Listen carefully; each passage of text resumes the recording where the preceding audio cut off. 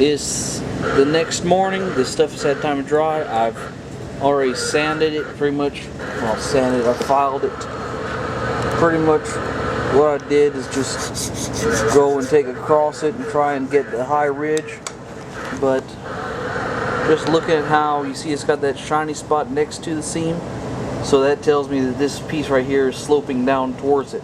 So I probably will still end up having to putty it. So I've already done a couple primed and everything up here.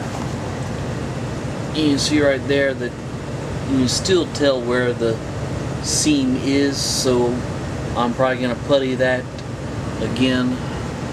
These also, this right here is probably the one that came out the best. I mean, I really have to, you know, from a distance it's not noticeable, but right there it's still, and probably with a gloss finish it'd be even more noticeable. So still working on it. Okay, so now I've taken, and this has had a little bit of time to cure the new putty. I am a little concerned though, because it looks like the putty is eating the primer. So not 100% sure what's going to happen when I start sanding this. Now, one thing I'm going to be doing different this time on the second is I'm going to take and I'm going to have my file wrapped in, this is 400 grit sandpaper, which even though 400 grit is pretty aggressive, it's still not as aggressive as this. Sanded just a tiny bit, but you see what's happening here? It's wearing through the plastic. It's wearing through the plastic, through the primer, leaving primer, and then right here they've still got some of the putty. And this right here, rubbing across it, is smooth like glass. So that is exactly what I've been trying to achieve. Let's go ahead and see if I can get on the chin cam and just show kind of some of this as I'm doing it.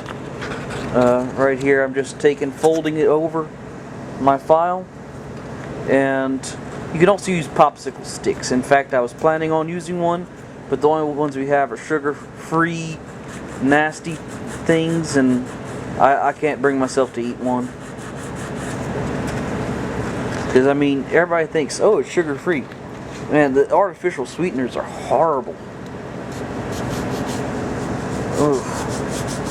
And it's hard for me to tell if I'm on video, because like I said, I'm holding the camera with my chin, hence the name, the chin cam.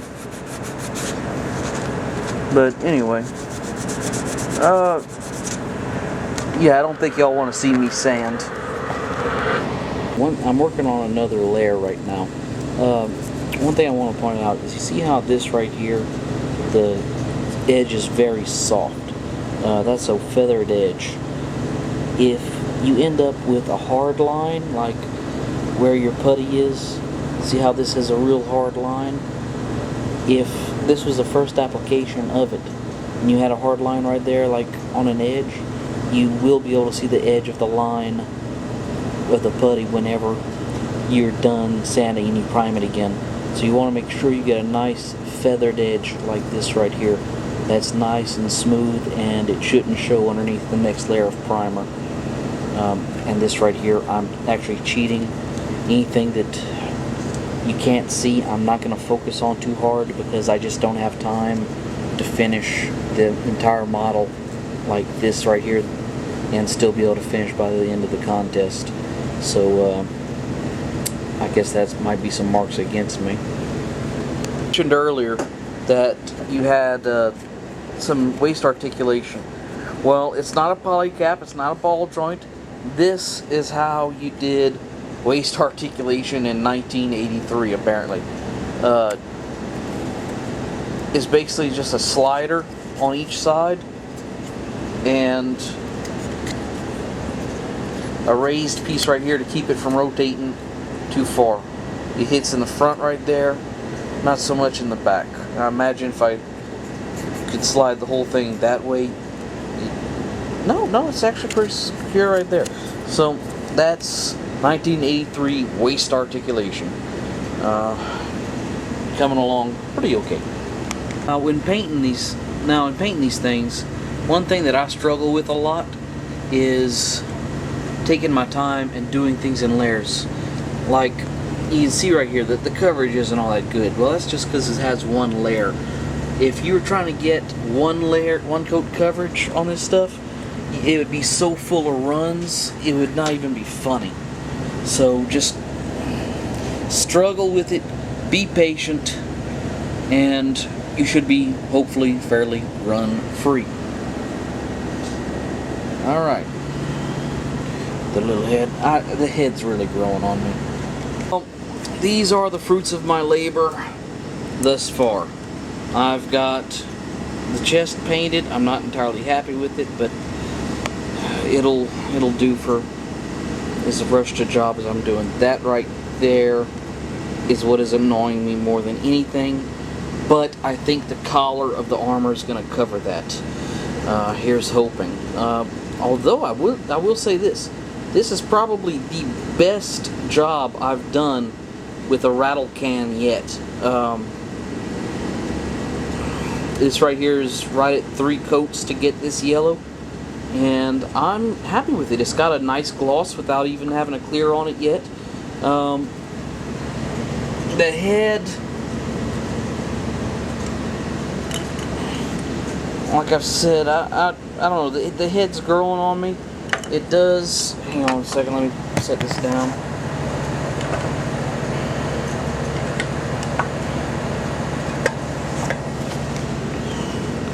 The reason I like this head is the neck is very solid looking. It's a very low slung head, not a little skinny neck. And I don't know, I may end up keeping the head just because I like it. Seeing as how it's going to be, like I said, like a demolitions, bomb disposal, I think the V-fin belongs more on like a combat unit. Like a civilian unit Gundam, I don't think needs a V-fin. So I may just take that peg and shave it and have a V-finless mobile suit Gundam thing. I don't know. The V-fins are honestly probably my least favorite feature on the Gundams. It's kind of frou-frou. So I don't know. But anyway, I'm probably just going to go ahead and stick the head on it, because if I start scratch building heads and things right now, I really don't think I'll finish in time to even enter the contest. I don't know if it might not be too late to enter the contest. I know the contest isn't over, but very little range of motion.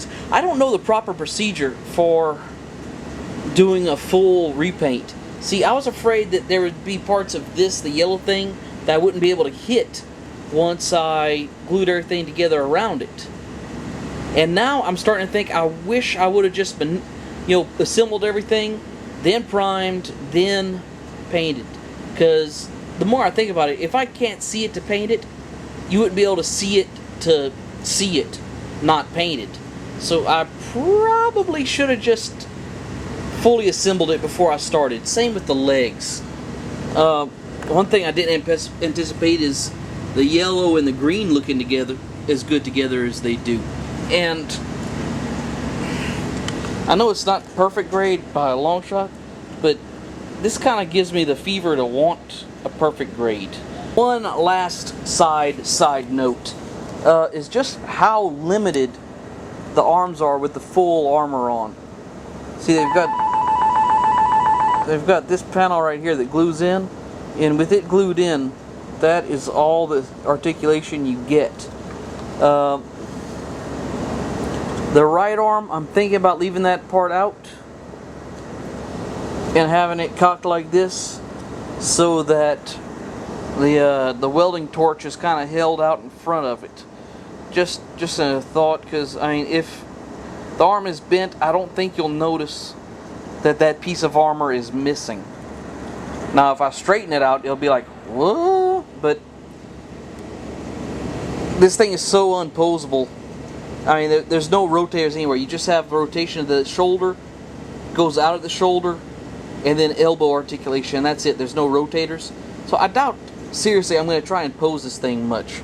So it's probably, once I get it painted, put it in a position with, you know, the torch held out like that, that is probably going to be the last time any of the joints move, and that will be fine.